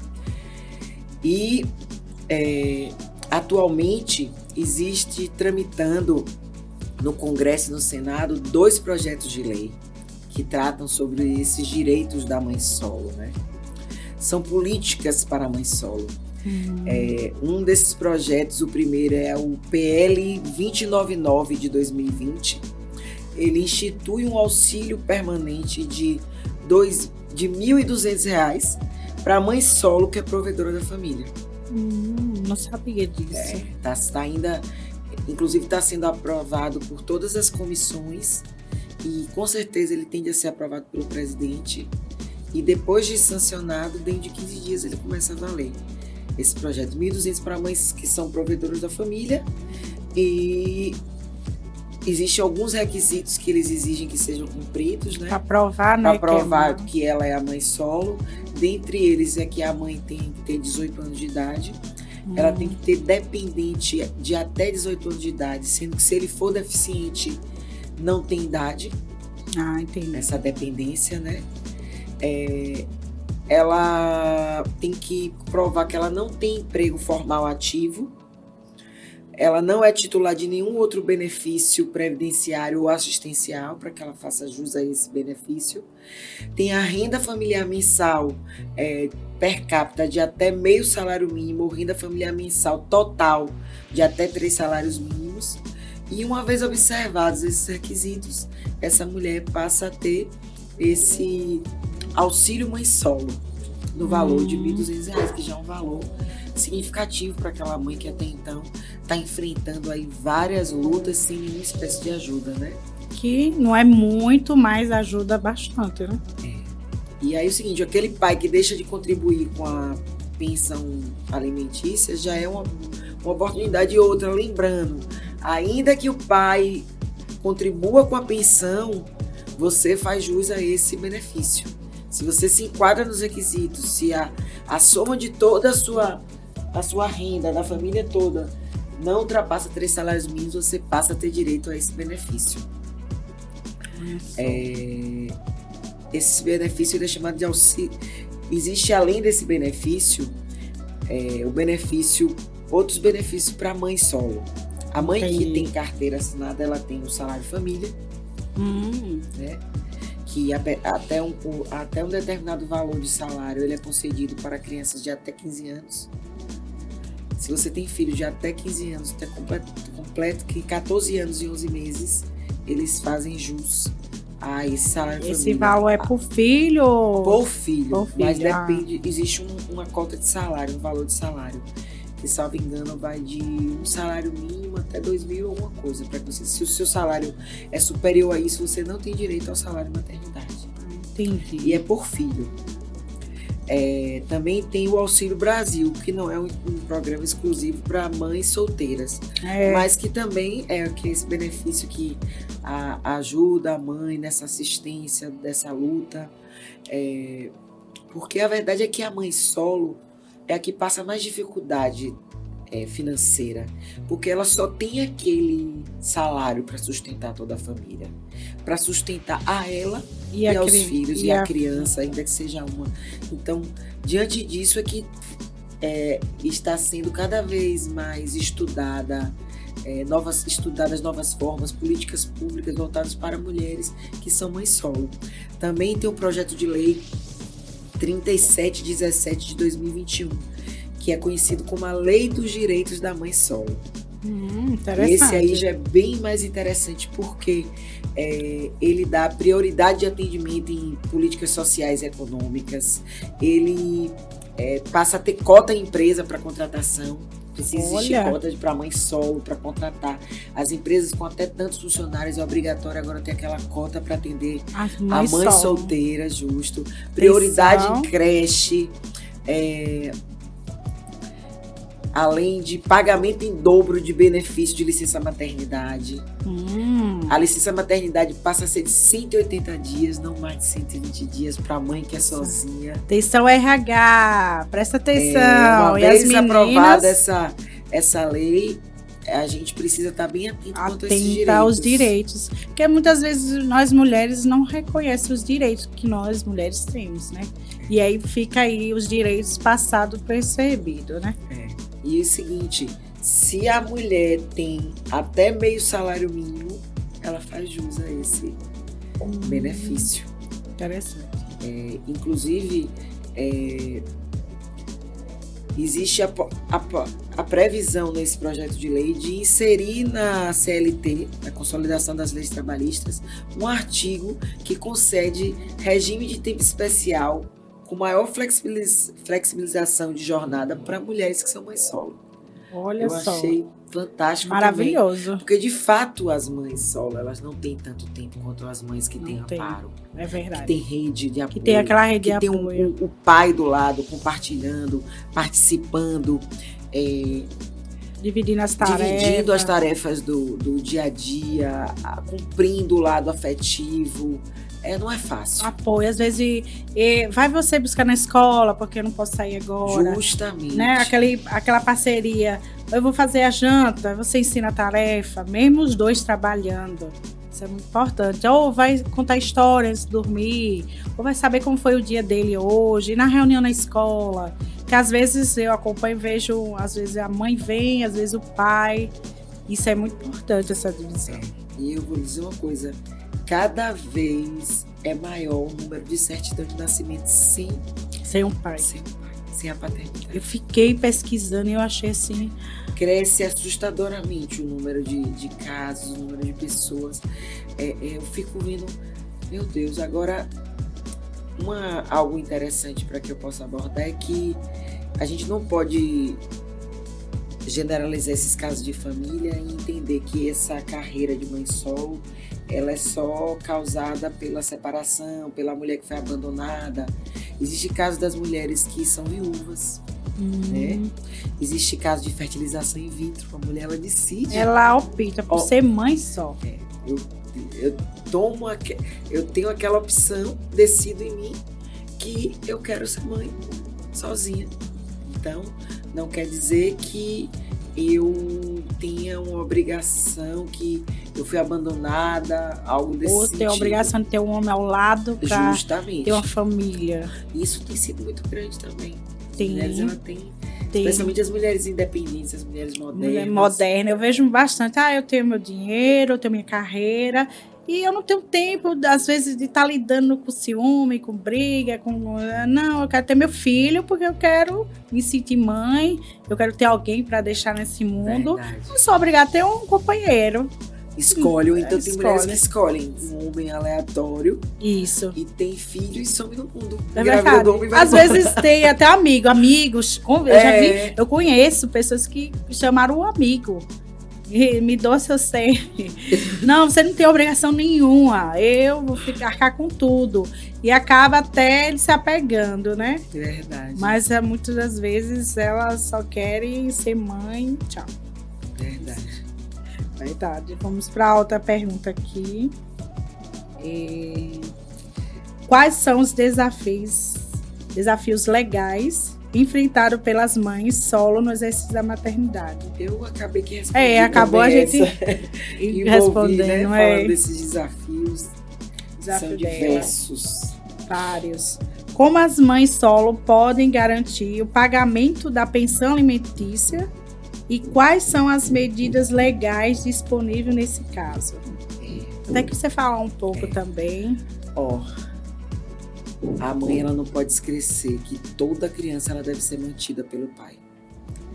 o pai não faz favor algum em pagar a pensão. É uma obrigação dele pagar a pensão. Eles acham que Aquela é um coisa favor, de dizer assim, né? eu estou ajudando, é uma ajuda, não é uma ajuda, é um direito. Eles são obrigados, né? É um dever. É um direito, não é um dever, é obrigação. É um direito da criança e um dever do pai. Então, e a criança, ela tem o direito de ter o mesmo padrão de vida do pai.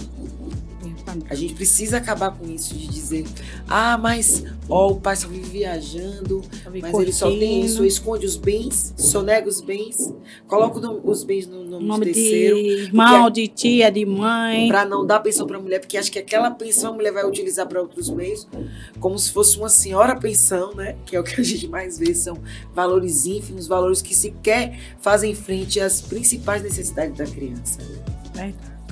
E aí, o que é que as crianças, o que é que se pode fazer? É você procurar um advogado especialista para ajuizar uma ação de pensão alimentícia.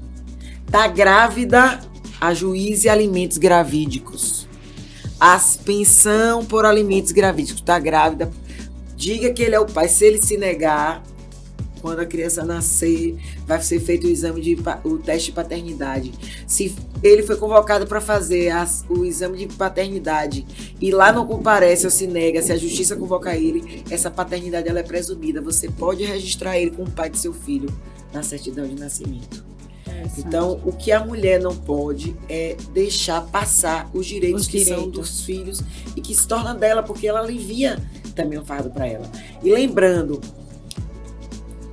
pai desempregado é diferente de pai autônomo. Então, a gente não pode estabelecer o mesmo critério de pensão do pai desempregado para o pai autônomo. Entendi. E também está atento que o pai que tem carteira assinada, que é seletista, a pensão deve também incidir sobre férias, 13º, horas extras. Tem que estar atento quanto a isso, porque é um direito também que assiste a criança. Eu acho uma coisa triste é os avós paternos achar que a mãe está exigindo demais. Isso aí é errado. E tem avô paterno, os avós paternos, que escondem o pai. Esconde o pai, esconde o que ele tem, esconde o endereço, não sei. E às vezes a mãe é obrigada a entrar com ação contra os avós. Exatamente, porque o pai sumiu, está escondido. Imagine, para poder suprir uma parte do direito da criança, que é uma obrigação do pai. E aí vem o desgaste, né? O desgaste. É verdade. E tem aqui a última pergunta. Quais são as principais dicas e orientações legais que você pode dar para as mães solo que estão enfrentando dificuldade e buscando garantir seus direitos? Que você acabou até explicando aí. O que eu digo para você hoje, mãe solo, em dificuldade, primeiro pratique a igualdade entre as mulheres. Consiga enxergar que essa igualdade ela precisa ser também exercida por você. Você precisa enxergar que aquela mulher ela tem direitos e que precisam ser supridos tanto quanto você. Cada uma dentro da sua necessidade. Então, quando a gente se coloca no lugar da outra, como eu falei, a gente passa a unir forças, comungar dos mesmos objetivos, ter os mesmos ideais. E o principal, não ter medo, não ter receio de perguntar, de ir em busca de um direito que é seu, não se achar menor, não achar que... Eu sei que muitas vezes é uma situação de humilhação, a presença em audiências na área de família, traz à tona feridas que não estão muitas vezes curadas. A gente se sente humilhada por ter pedido algo que é uma obrigação do pai, mas não deixe de ir em busca daquilo que é um direito seu, daquilo que de alguma forma pode lhe trazer uma melhor tranquilidade, Busque também o apoio no sentido afetivo. Seu filho precisa desse amparo, precisa desse cuidado, precisa ter a assistência familiar de ambos os lados. A Constituição, ela garante o dever da família em relação à criança. E a família, por mais que exista a família monoparental, é um dever do pai e da mãe suprir as necessidades da criança. Seja ela de qual for a área emocional, a área financeira. Então, minha dica é essa, que a mulher, ela possa de fato tomar posse da posição, né? De se levantar em busca dos seus direitos. Não ter medo. Não ter medo, porque quem é a mulher guerreira, se não essas mulheres? É verdade. Né? Verdade. Às vezes a gente diz assim, mulher guerreira, mulher... Não. E que não tenha especialmente vergonha de entender que ser mãe solo também é dor. É dor. É você ser sozinha muitas vezes. E que não ter e não também ter vergonha, se buscar, sinta orgulhosa. Orgulhosa desse empoderamento, inclusive de fazer valer os seus direitos enquanto mãe solo, de dizer, não, essa responsabilidade não é só minha, não. Essa responsabilidade é sua também. Então eu sou empoderada o suficiente para entender que, em que pese eu ter obrigações, essas obrigações elas não são só minhas. Sua também. E não se sinta culpada por estar em busca disso. Muitas se sentem culpadas, muitas se sentem envergonhadas. Não sintam. Sejam orgulhosas de quem vocês são. Porque são a força da mulher, essa força de ser mãe que nos motiva todos os dias a trilhar nossos caminhos, nossos sonhos. É verdade. É verdade. Com certeza, Laura. E eu não podia deixar, né, a nossa convidada ir embora sem uma homenagem, né, produção? Vai ter uma homenagem para ela. Ai, meu Deus do céu. Querem me matar. Você traz o trabalho para casa? Infelizmente. Na verdade, depois da pandemia eu estendi, eu acabei adequando. Então muitas vezes eu deixo de ir para meu escritório porque é que eu consigo trabalhar mais, produzir e ao mesmo tempo poder acompanhar meu filho, poder acompanhar as coisas de casa.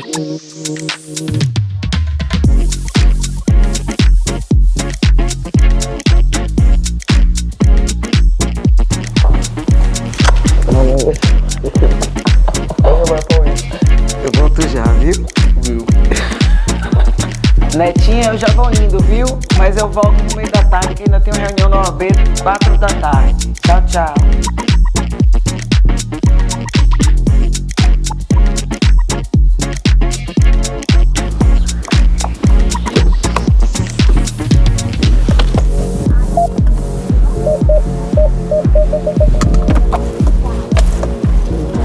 Aí é sempre essa correria? Ah, sempre. Na verdade, hoje eu tô no lucro, né? Que eu tirei somente para fazer essa gravação. Mas geralmente meu dia começa às 6 da manhã e termina mais de 10 da noite, todos os dias. E tem os sábados e domingos que eu elejo trabalhar também. E vou alternando, e dar atenção ao filho, às tarefas da casa, ao trabalho. E vamos indo, Deus vai capacitando, a gente vai vencendo. E como é a convivência com os filhos nessa correria? Eu me cobro muito como mãe, sabe? Eu sempre acho que tá faltando alguma coisa. O meu filho mais velho mora já em Salvador, já é independente, advogado, mas eu precisei deixar ele com minha mãe aqui para eu ir fazer faculdade. Eu fiz faculdade em Aracaju. E o mais novo mora comigo, somente eu e ele, e uma moça que me ajuda nas tarefas diárias. E o tempo todo eu tô, filho, me perdoa, me desculpa pela minha ausência, desculpa que mamãe não tá podendo ser 100%, mas graças a Deus eles são muito compreensivos e dizem que eu faço o melhor, o tempo todo eu ouço que sou uma mãe maravilhosa, espetacular. Isso enche meu coração de alegria e ânimo, né? Na verdade, eles são a válvula, é o que me impulsiona todos os dias. Eu tinha uma empresa de esportes, que é uma área totalmente divergente da minha, que eu sou operadora do direito, e em parceria com meu namorado, que era uma loja física chamada Atleta Salvador. Hoje essa loja é apenas online, mas ela vende artigos esportivos, especialmente para a área de futebol, que ele é pentacampeão mundial e tem um alcance muito grande essas vendas. Mas a minha fixação aqui após a posse da OAB como presidente me impediu um pouco de estar mais próximo, então a gente optou por tornar a loja virtual, que facilita o meu trabalho também, poder ajudar na área administrativa, contábil, enquanto ele faz as vendas. Mas depois do programa, vai descansar ou... Não, depois do programa eu tenho uma reunião online com a diretoria de eventos da OAB, que nós estamos vendo a ideia de sediar o Encontro Regional da Jovem Advocacia aqui. E depois disso terminar prazos, que eu não pude ver agora pela manhã, e tem que ser depois das 18 horas prazo. E se tiver um tempinho, eu corro para poder fazer uma aula de futebol, que é mais uma paixão. A senhora é bem ligada no esporte, né? Sou. Eu acordo às 6, preparo o café do pequeno, tomo um pré-treino, vou deixar ele na escola e de lá já vou para academia. E aí quando saio da academia, já vou vendo trabalho, WhatsApp, respondendo e mantendo contato e fazendo acontecer, né? Vamos destrinchando, desenrolando, matando o leão. É o verdadeiro fazer acontecer, né? É o verdadeiro fazer acontecer. E ser autônomo eu acho interessante, que todos os dias a gente vive o sobrenatural. A gente vai colocando o pé e Deus vai dando o alicerce. Eu aprendi isso todos os dias eu declaro, Deus proverá. E acredito que é desse jeito. E até aqui tem me ajudado o Senhor. Eu sou a filha mais velha de uma família de 4 filhos. Sou filha de Euridice e Paulo Pita. Minha mãe, ela exerce a profissão que eu resolvi abraçar. Inclusive, ela foi uma das minhas inspirações. Ela é advogada também. E eu sucedi o trabalho dela aqui em Senhor do Bonfim. Inclusive, vim parar aqui em Senhor do Bonfim por causa dela, que é filha daqui e nos trouxe para cá, para esse bom fim. Meus irmãos são também operadores do direito, apesar de não exercerem. Tem uma irmã que é assistente social, um irmão major, outro irmão que está aqui comigo no escritório, que também é advogado. E somos, nossa grande maioria da nossa família é oriunda de Salvador. E é lá que eu tenho as minhas raízes. Mas eu digo que é aqui onde eu me encontrei e me apaixonei. Bonfim, que eu digo que é minha terra. Inclusive as pessoas dizem, quem é Gabriela? Gabriela de Bonfim. Ou então, muitas vezes, Gabriela de Doutor Euridice, que é como minha mãe é conhecida aqui na cidade. E ainda estou aqui revisando o que vou falar mais tarde, sendo que depois da reunião da OAB, ainda tenho 20 horas, uma reunião com um profissional que desenvolve Instagram, mensagens bem bacanas para me auxiliar no meu Instagram profissional, que vai dar uma mudada. Aí eu tô aí nessa correria, viu? Porque depois disso ainda tem prazo, não me leve a mal não, porque aqui é desse jeito, invadindo a sala de Fernando para procurar pasta, que tem algumas coisas que a gente compartilha, outras ele toma conta sozinho, mas a gente vai administrando, vai pintando.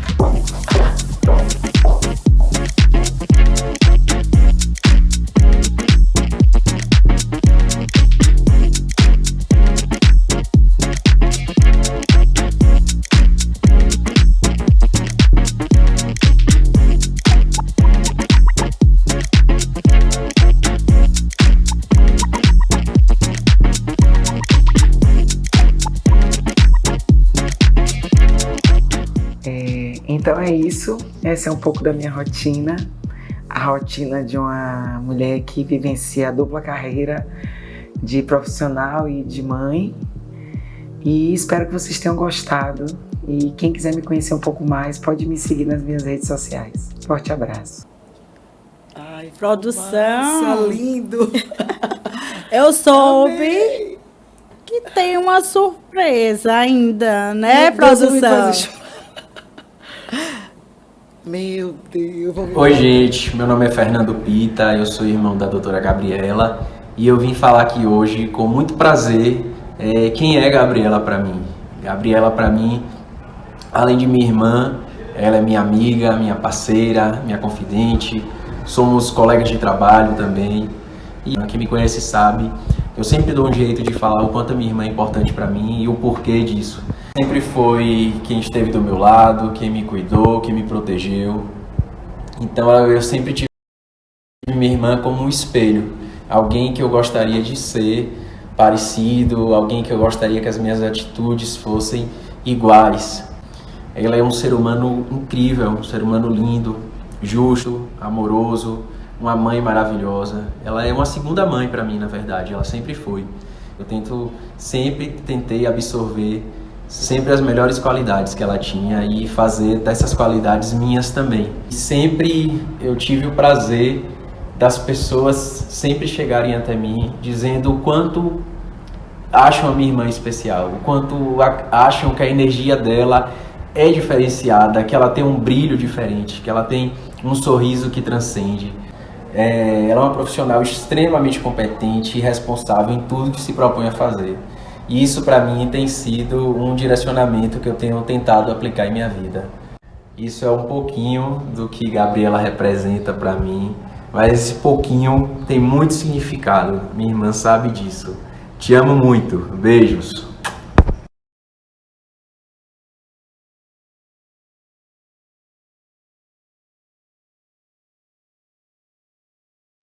Eu vim aqui falar de Gabi, essa mulher, menina mulher maravilhosa, uma advogada competente, uma mãe zelosa, uma filha prestativa, uma irmã generosa. São muitas qualidades para falar de Gabriela, mas é verdade. Eu costumo dizer que quem está ao lado de Gabriela sempre é levado. Ela consegue elevar as pessoas que estão ao lado, porque ela é generosa, essa qualidade dela é destacante e maravilhosa. Não é à toa que ela cada dia mais cresce, cada dia mais ela está em lugares mais altos, porque além de tudo, ela é fiel a Deus, ela ora bastante, ela procura por Deus. E que Deus conserve você assim, uma mulher competente, brilhante e que novos caminhos lhe aguardam. E eu vou estar na arquibancada, só lhe parabenizando, batendo muitas palmas, porque você merece. Eu te amo muito, muito, muito. Mas, Gente, vocês vão me matar. Ai, eu já sou chorona de tanto. ai, oi, eu disse os meninos, como é que eu vou me maquiar, minha gente, desse jeito? Não, vai ter mais nada aqui. Eu disse, Rodrigo, você gosta, né, de emocionar. Rodrigo me matou agora. Rodrigo adora fazer essa surpresa. Pois é, foi um prazer enorme. Todo meu. Seja bem-vinda várias vezes. Ô, Pra gente. Laura, você tá de parabéns, você e toda essa equipe, pela leveza com que Obrigada. conduz isso aqui, pela simplicidade, por poder captar o que tem de melhor nas pessoas. Eu só desejo do fundo do meu coração muito sucesso, que você Obrigada. possa brilhar cada vez mais e que Deus possa te abençoar, abençoar a família que você construiu, abençoar o seu projeto e que seja somente luz e bênção. Você foi uma das pessoas que eu mais pensei, né, para estar aqui, porque pessoa de luz a gente já conhece de longe, né? Fico feliz por isso, feliz demais. E a gente encerra por aqui. Eu queria ficar mais. Pode. Eu também tô assim, viu? Tô querendo criar raízes aqui. Ó, já vai deixar aí anotado, viu? Para ela vir várias vezes. Porque mulher, quando a pessoa tem uma áurea, né? Uma energia, A energia tão positiva, bateu. a gente quer ficar a tarde toda conversando. Né? Mas obrigada a vocês que ficaram até o final Verdade. para assistir, né? Mais um programa Fala Mulher. Obrigada. Tchau, Tony. gente.